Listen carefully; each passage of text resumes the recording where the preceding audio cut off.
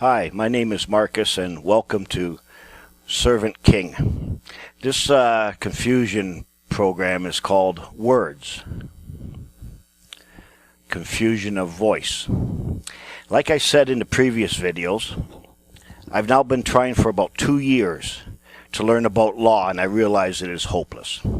There is so much information on the internet about all the things that are wrong in the world, conspiracies, one world order stuff, unjust money, unjust laws. I realize if all these people are looking for answers and getting no results, then they're all doing the same things. No one's getting answers or results. They must be all mind controlled. They all think alike. We always want someone to give us answers to everything. So we must all be members of the same cult. But nowhere on the internet or any of these self-taught gurus on law do they ever say the problem is you own no property, because they don't know it. They believed a lie. So the answer I'm looking for has to be more simple, but I don't know what I'm looking for yet. I know I own no property, but I don't know why I don't own any property. I stopped listening to everybody and I just sat down and think. And then I think some more. So I did something unusual. I accepted the fact that I was brainwashed, mind controlled. I think like everyone else. Can I salvage anything from my mind before it was irreparably harmed? Most people wouldn't think of an approved education or established religions or the media or history books as damaging their minds, but I do. So I went back to my childhood, prior to indoctrination, mind control, before my mind was altered in certain ways, before nonsense and the absurd became my new normal. What was my first impression of things when I heard them? So I tried to remember these things. So I went back to my childhood, and I sort of need to wash my brain, clean it up a bit. So here's a few things I thought about. Corporations. The first time I ever heard the word corporations, it's a company, and it's a separate thing, a separate legal person. I didn't know that back then. And if the company went bankrupt, couldn't pay its debts, even though I owned the company, the people that I owed money to, not too bad, you just lose everything. And I could keep all my other things personal, myself, and I wouldn't have to pay these debts. I thought, well, that's not right. That's wrong. How can you do that if you owe somebody something? The second thing was lawyer's advice. I remember my dad had to go see a lawyer about something. I'm very young. And I remember my mother saying, make sure you know how much you have to pay him before you go there. And I thought to myself, why would you pay somebody any money if they're just going to tell you something? It's not like he's doing any work for you. So you just go ask somebody something, they tell you, and why would you give them money for that? So that was my first impression of that. Church hypocrite. I was an altar boy for 9 years. Roman Catholic. At the end of one Mass, the priest, when he was doing the announcements, he said, I'd like to introduce a special visitor we have here today. And he introduced a United minister or a Methodist minister or Baptist minister or whatever. And this man stood up. And I was walking towards the back of the church, getting ready for the procession out. And I stopped dead in my tracks and I thought, why is this priest doing this? This is our enemy. I hate him. Now, I'm just a little boy, 7, 8 years old, maybe 6, 7. Who put those ideas in my head? Never seen this man before, but somehow I hate him. So where did these ideas get put into my young mind? Our enemy. I'm a little bit older, getting to learn about the world. All these different countries hate each other. They're at war, got nuclear missiles pointed at each other. And then I'm watching TV one night, and I see the leaders of 2 of these countries that hate each other, ready to kill each other. And they're sitting there laughing with each other, slapping each other on the back, sharing a meal together. I thought, they're not enemies. They like each other.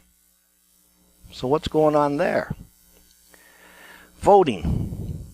First time somebody explained voting to me. If I was someone who lived in the United States of America, I get 1 vote out of 300 million. People tell you it makes a difference. And I think, yeah, like a lottery. How can 1 vote out of 300 million make any difference at all? So I didn't believe that either. Son of Canada. The first time I heard you're a son of Canada, or the sons of Britain, or the sons of... I thought, what? How can you be a son of a country? That's stupid. It's not possible. So you see, these are just a few things that I did. Just an exercise to begin the process of getting control of my mind. Now, you will recall from the previous videos how I needed to learn about words. The meaning of words. Words were all over the place. I couldn't make heads or tails out of them. The more I learned, the less I realized I knew. So I knew there was something funny going on with words. So let me tell you about words. I know words and dictionaries is all nerd stuff. When we were growing up, we wanted to go outside and play baseball or whatever. Boring. But as I'm trying to learn law, play lawyer, and all this stuff, I realize this is hopeless, reading all these legal definitions and meanings. I would read a whole paragraph to explain a word, and I couldn't understand it. I thought to myself, this is going to take more than a lifetime. Not even a lawyer can know all the law. They specialize in various parts of the law. But I have to obey and understand all the law. Now, at the time, I had no idea that, in fact, I am an attorney at law, but just a dumb one. If I looked at a normal dictionary versus a law dictionary, words would mean different things. An ordinary word would be defined as this or that, and in law, it would mean something else. How can words mean different things? I remember looking at the word raptor in Canadian law. It said it was a bird of the order Strigiformes, falconiformes, and included eagles, falcons, hawks, owls, vultures, and so forth, and included their eggs. I go to another law book, and I look up the word raptor, and it says sea ravisher. I look up ravisher on the next page. It says one who seeks carnal knowledge of a woman against her consent. What? This makes no sense. So I'm looking through various laws, statutes, and so forth. And it would say that in this act, this means this or that, and will include this or that. Or in this act, this will be this. Which means if it's not in this act, it will not be this, but it would be something different. Well, now it's even getting more ridiculous. How can a word mean this here and that there? It would be easy to trick you, don't you think? Now, this was written by a law professor a number of years ago, probably an honest one. I'm just going to read this to you. He says, dealing in words is a dangerous business. Dangerous business. Hard to believe. And it cannot be too often stressed that that's what the law deals in, is words. Dealing in long, vague, fuzzy meaning words, and even more dangerous business. And most of the words the law deals in are long and vague and fuzzy. Even when the words of a statute appear, at least to a non-lawyer, to have a perfectly plain and definite meaning, you can never be sure that a court will not up and say that those words mean something entirely different. Yet why, if you think it over for a minute, should people not be privileged to understand completely and precisely any laws that directly concern them, and any business documents they have to sign, and any codes of rules or restrictions which apply to them and under which they perpetually live? Why then should the law use a language, language being, remember, no more than a means of communicating ideas, which those ordinary human beings cannot hope to understand? The law would lose its dignity and then its power, and so would the lawyers. So legal language, by obstructing instead of assisting the communication of ideas, is very useful to the lawyers. It enables them to keep on saying nothing with a great air of importance and getting away with it. Now, that was written by a law professor, a man who taught lawyers. Now, I'm going to go into something that is terribly boring, only mildly interesting, but absolutely necessary. This is also going to be a little confusing for you, but for the purposes of this video, it is only to make you aware of words and what can be done with them. Did you know that something necessary cannot be otherwise? Did you know that which is necessary cannot be and not be at the same time? Did you know that involve means to be and not to be at the same time? You see, I liked grammar in school because it had rules. No room for interpretation. That made sense to me. English literature was retarded. And I know today why it is mandatory through all your education to retard you. So I reasoned that if a word can have 6 different meanings, how could I ever know what it means? Oh, people say it's the context of the word, or the way it is used, or the acceptance of the word, or it's used for this purpose, etc. So I had to look at characters, symbols, syllables, roots of words, prefixes, suffixes, the tense of words, vowels, consonants, nouns, verbs, adjectives, pronunciation of words, language, speech, speaking, writing, the sound of words, conjunctions, articles, the gender or case of words, the sense of words, etc., etc., etc. I had to look at what could be done with metaphors, similes, all sorts of things about language and speech. So what is a word? A word is an uttered sound or a written symbol used to communicate. If the hearer or the viewer of the word recognizes the word as it is written or sounds, he will know what you intended to tell him. Words are a code. If you know the code, then you know what the guy is trying to tell you. If you don't know the code, you haven't a clue of what he's saying. Words can represent to your mind places, things, people, events, concepts, thoughts, ideas, real things, imaginary things, basically anything the mind can conceive. But as we will learn, words can also deceive. Remember, there are only 2 ways to see. One is with the eyes, and one is with the mind. Words work only on the mind, not the eyes. A word can represent something that is present or absent, but it cannot represent something that does not exist. Can you have a word that represents nothing? You could, but it would have no meaning. Could you imagine things and then represent them with words?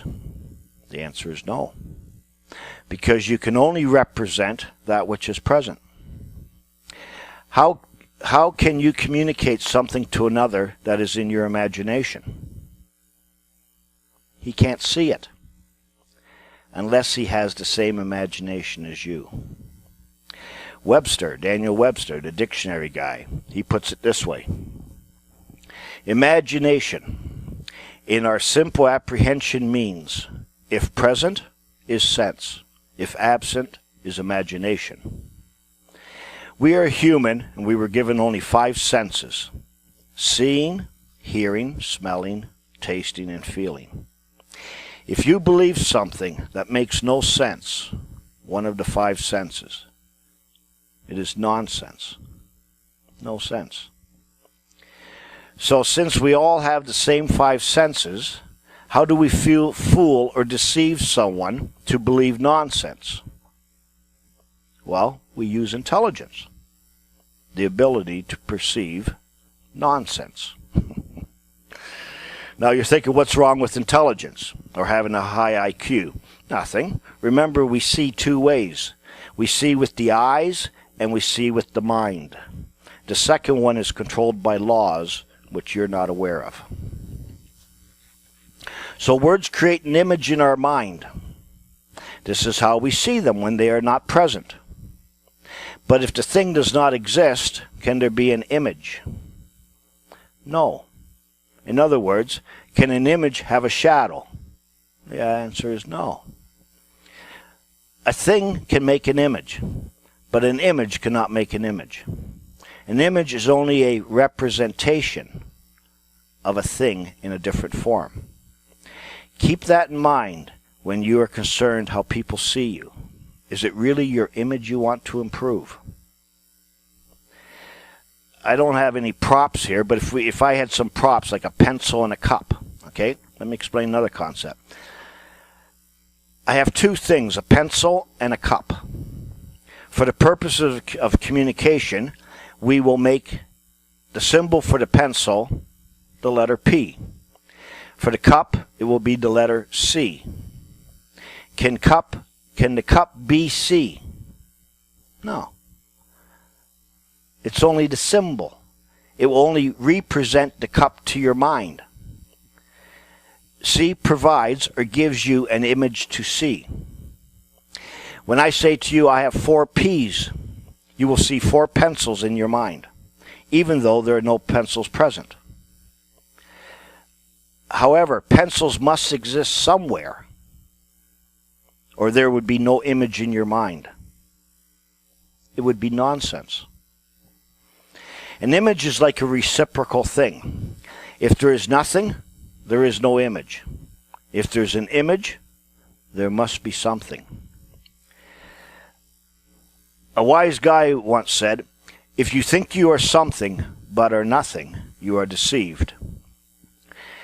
Now, things can be reciprocal, and so can images. An example of a reciprocal image would be a father and son. In order to be a father, there must be a son. In order to be a son, there must be a father. Parent-child is also reciprocal. In other words, if your parents had no children, there's a good chance you won't either. Some people have said, I am the image of my father. I guess the only way you would know that is if you have seen my father. Can C represent the pencils? No. If it did, you would not know what I am trying to communicate to you, and you will see the wrong image. So a word can have different meanings. So can a word have different meanings? No. Because if it did, it could trick you or deceive you. You may see the wrong thing, the wrong image. Excuse me. If we put 4 symbols together to form a symbol like the word tree, T-R-E-E, you will see a tree. If I say there are a row of trees along the driveway, you will see a row of spruce trees along the driveway, or a row of maple trees. Not specific enough, lacking information. So what you see will be based on what you know, but also on what you do not know. In other words, deceit can be achieved by learning the wrong thing as well as by the true or right thing being kept from you. If knowledge is lacking, that is one thing. But if it is purposely kept from you, or you are given the wrong knowledge on purpose, that is deceit. What you will see is based only on your past experiences and associations developed during your life. It all depends on mind control. So, you can only see what you know or believe the word to be. If you do not even know the word, you will see nothing. You see, words are a secret code. If I look at Chinese words, or somebody speaks Chinese to me and says, look at the row of trees along the driveway, I won't see anything. The words are a secret. Not my secret, but the one who spoke them. The whole idea of words is so that you can see. I know you use your eyes to see. Well, not really. In fact, what you see will determine what you believe. And what you believe will determine how you act. And you will believe what you see. In Webster's dictionary, Daniel Webster again, he says the following about the meaning of words.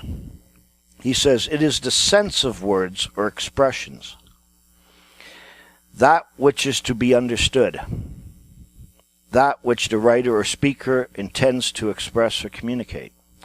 Words have a literal meaning or a metaphorical meaning, and it is not always easy to ascertain the real meaning.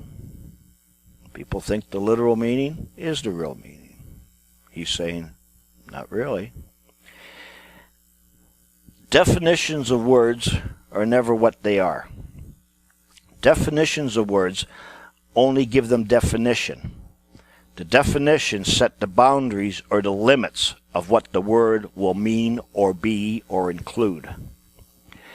The best we can do is arrive at the sense of a word, but in all cases we must know what the writer or the speaker of the word intended to communicate. Black's Law Dictionary explains words like this. He says, words are symbols indicating ideas and subject to contraction and expansion to meet the idea expressed. Such have been referred to as labels, whose content and meaning are continually changing with the times. So, Black's Law is saying the meaning of words are continually changing and shifting. Do you believe that? Or is that what we are doing? So Bob asked me to bring him 2 chickens. When I get there, he says, "What the hell are you doing?" I tell him, "Oh, the word changed since we last spoke. Here's 2 rabbits." 2 things cannot be represented by the same word. Likewise, 1 thing cannot be represented by 2 different words. I could say to you, money, funds, capital, proceeds, revenue, income, credit, currency, cash. You would think these are all money. But if they're all money, why do I need a different word? They may be like money, but they are not it. 2 things can never be the same. It's not possible. If 2 pencils are the same, and this pencil commits a crime, we can put the other pencil in jail. Why not? It's the same pencil. I guess if the innocent pencil appeared to be the same pencil as the criminal pencil, we could impose a sentence on the innocent pencil because it not only appeared to be, but assumed and took the place of the criminal pencil. Sort of like a forgiveness thing. Stand in the place of. In fact, both pencils would have the same name. But if you look very closely, you will see one is a numbered pencil. A little foreshadowing here. 2 things can never be the same. They can only have the same qualities or attributes. They have the same color, the same length, etc. I once read a court record where a guy did not want to pay his taxes. He said only persons have to pay taxes, and he's not a person. The judge said a person is a human being, and you are a human being, so you have to pay taxes. And the guy shut up and sat down. Why did the law not say all human beings have to pay taxes? Why did it say persons? Persons are not human beings. The judge said a person is a human being. I'm telling you, a person's not a human being. They may be the same in some quality or attribute, but they are not the same. Exactly alike, incapable of being perceived as different, being the exact same one, not any other. It may not be the same one, but it is the exact one. But how can it be one and the same when to be the same requires 2? This is the same. Same as what? Same as that. So same requires this and that. So now we have to learn what it means to be as. Very important word to understanding the illusion and how the trick is done. To be as is to become something that you are not. It requires you to be something different and move your position. To be in the place or stead of what you will be as a disposition. If you act for in the place of, then you are the exact one, but not the same one. Exact means out of the act. How are we ever supposed to know the truth about anything? Do you see how easy it would be to make an error with words? How easy it would be to be deceived? I opened a law dictionary one day, and I just on 2 pages, I wrote down the first few words of a few definitions. And this is how they start. This word, as applied to, means. The general sense in a general sense, this means, the radical sense of this word is, this word includes this and that. As used in this act, it means, the legal meaning of this word is, in a popular sense, this word means a term formally applied to, a term sometimes applied to. In maritime law, this means the most simple acceptation of this word is this word signifies, this term exhibits, this word means, but it's not used anymore. This word pertains to. In civil law, this means, this word relates to, this term applies mainly to. These are the beginning words of definitions of legal words. The legal system can make a word be whatever we want it to be.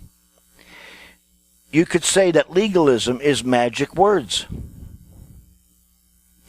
In this act, this will be that. But for the purposes of the act, that will be this. Otherwise, it may be something else. When you talk to kids today, they will say things to you like, you ask them a question. Well, it's like this, and I did like that, and it was awesome, and I like this. And I sit there and I listen, and I go, is it a zebra? I mean, you're telling me what it's like, and I'm supposed to guess what it is. Why don't you just tell me what it is? People can't speak properly anymore. We also pronounce words differently, and then we are tricked. We violate the rules of grammar. Then we use words totally wrong and stand there totally dumbfounded when we hear certain things, like, your birth certificate does not represent a living individual. Everyone goes, oh, how can that be? The birth certificate is just a piece of paper. It can't represent you. You have to represent it. The reason you don't understand that is because you fail to understand what the word represent means. For all the pro se common law gurus out there that laugh about representing themselves, a lawyer once said, or a judge once said, he who represents himself has a fool for a client and an ass for an attorney. Now go on, try to represent yourself.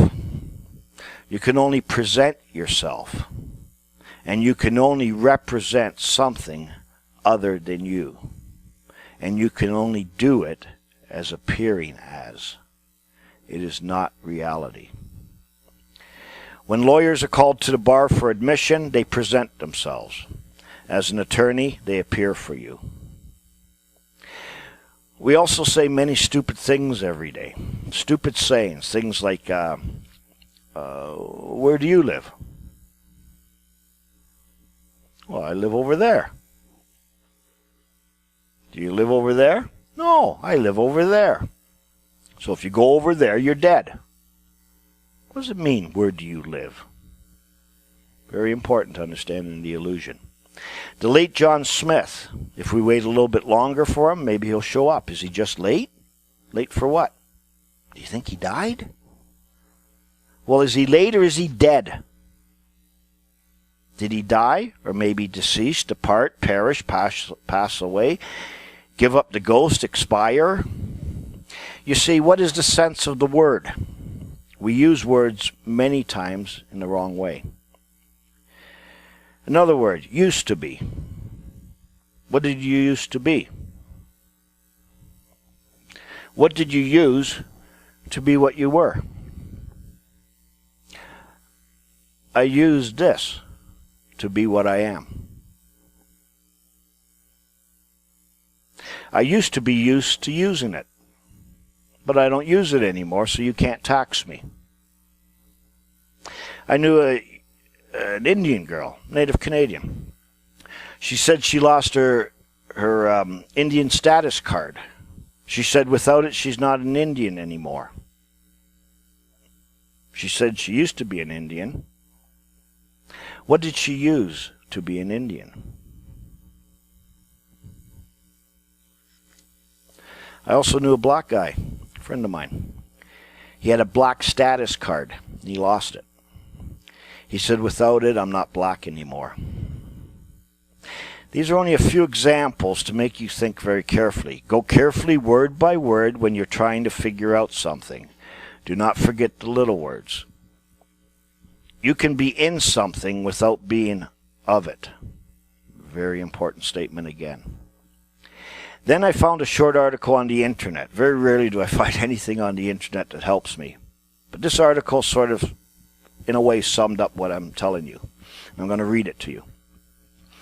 It says, the deliberate alteration of words, or meaning of words, to achieve political or social ends. The extreme version of this practice was referred to as newspeak, describing the practices of propaganda.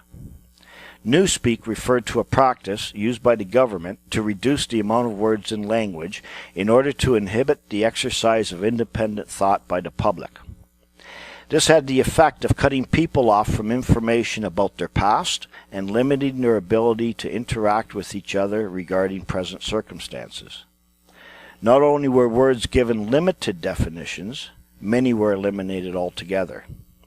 When those in positions of public responsibility and the public cannot agree on the definition of words, everyone in the process becomes the political target of political manipulation. An alternative to Newspeak's reduction of words and definitions would be to expand the number of definitions of words until no one is capable of arriving at a certain meaning for what they read. This would be another method to achieve the same objective of controlling communications. Intentionally or unintentionally, providing ambiguous or altered definitions of words greatly inhibits communication. It confuses matters and removes people from a knowledge of history and the majority of information resources simply because they don't understand the traditional meaning of words. Sure, they have free access to information in abundance, but what benefit is derived if they cannot understand the definition of words being used? Even more disturbing is the fact that the readers might happily come away believing their false views and flawed conclusions are absolutely correct. There's a difference between the use of slang and the deliberate alteration of meanings for political purposes. However, the end result is the same. Those members of the public who are not familiar with the traditional meanings are swept away in a popular tide of modern use. Unless someone enters the picture who can point out the significance of the original meaning of certain words, the public will benefit but little from efforts to study an historical document such as the Constitution. Another warning about the destruction of language and history is presented by simply burning all the books. As the body of information available for human consumption continues to grow geometrically, while communication becomes more difficult because of the deliberate evolution of the definition of words, anyone who has a vested interest in controlling the masses will find his job mostly done. No one will need to burn all the books when there is no one left who understands them. End of article.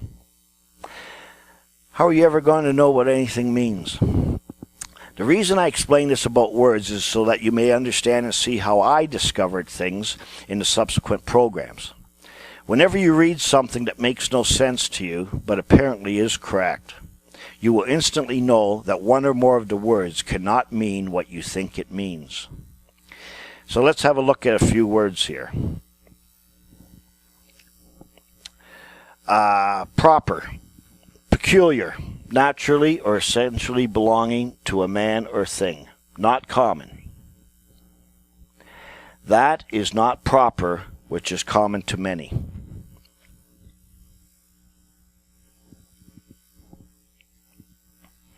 Sorry, there's a few other words I was going to do here. Common, belonging equally to more than one, no separate owner. Proper, peculiar. Sorry, I did that one already. Peculiar. Beyond or deviating from the usual or expected. One's own. Exclusive property. that which belongs to one in exclusion to others. Sophisticate. What does sophisticate or to be sophisticated means? A very sophisticated man. Sounds like a good thing, a man of the world. Sophisticate. To adulterate, to corrupt by something spurious or foreign. To pervert, as to sophisticate nature, philosophy, or the understanding. A sophism is a subtlety in reasoning. Subtle, also written subtle. Difficult to detect or grasp by the mind or analyze. Subtle. Sly in design, artful, cunning, insinuating, applied to persons.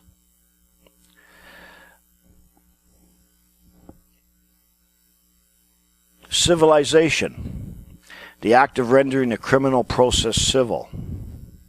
Realize. The act of making it real. You can make anything real, even the unreal, if you realize it. Become. Very, very, very important word. To enter or assume a certain state or condition. Come into existence. To pass from one state to another. To enter into some state or condition. By a change from another state or condition. Or by assuming or receiving new properties or qualities, additional matter, or a new character. To become of. Usually with what preceding. To be the fate of. To be the end of. To be the final or subsequent condition. In the present tense, it applies to place as well as condition. What has become of my friend? That is, where is he? Become is what you are and where you are. Remember when I said you can never return to who you are and where you are if you use the get out of jail free card. Remember that? Appear. What does it mean to appear? It means seems to be as opposed to reality. When somebody says to you, you should appear, the logical question is, appear to be what? It's not reality. Apparent. Appearing as such, but not necessarily so. Apparition. Something existing in perception only. Apparitor. One who summons to court. That word's not used anymore. Identity. The distinct personality of an individual regarded as a persisting entity. Exact sameness. Identify. The act of making or proving to be the same. Go through a few more words just for some fun here. Rome, the capital of the Roman Empire, the seat of the Roman Catholic Church. Roman, a native of Rome, a citizen of Rome, a countryman of Rome. A pagan, a countryman. You're not going to find that in any new modern dictionary or anything. Romance, to forge and tell fictitious stories. Romancer, one who invents fictitious stories. A romantic, not sensible about practical matters, idealistic and unrealistic. Necromantic, given to or produced by or used in the art of conjuring up the dead. Necromancer, one who practices magic or sorcery, one who practices divination by conjuring up the dead. Necromancy, the belief in magical spells that harness all occult forces or evil spirits to produce unnatural effects in the world, conjuring up the dead. Conjure, call up a spirit or devil, summons into action or bring into existence, often as if by magic.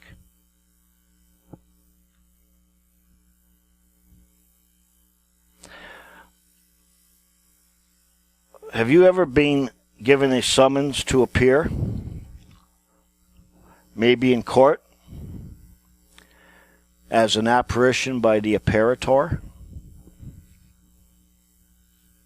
What would you think if I told you, what would you think if I told you that a summons to appear is a conjuration? What would you think if I told you that you practice necromancy every time you appear in court? What would you think if you practice the occult every day of your life and don't even know you're doing it? What do you think? Be pretty unbelievable, wouldn't it? Can't believe that. Everyone can't be doing this. That would be unbelievable. The most common words we use every day, we never stop to think about what they mean. Why would we? We're educated. We have an approved education. In the next video, we are going to look at only one word, and that word is person. This one word is the key to grasping the illusion you live and why you own nothing. Till then, my name is Marcus.